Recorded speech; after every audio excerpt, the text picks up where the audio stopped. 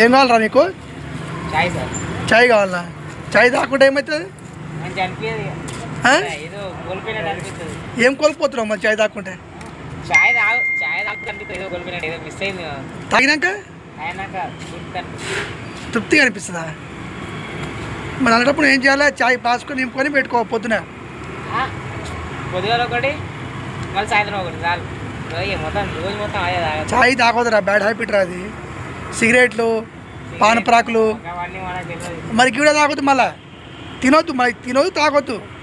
చాయ్ ఒక్కటే, చాయ్ ఒక్కటే. పిచ్చుకోడరు పిచ్చుకోడరు అర్థం కాలేదు. పిచ్చుకోడరు పిచ్చి కాడురా మన తెలియదు అన్నీ అమ్మాయికులు.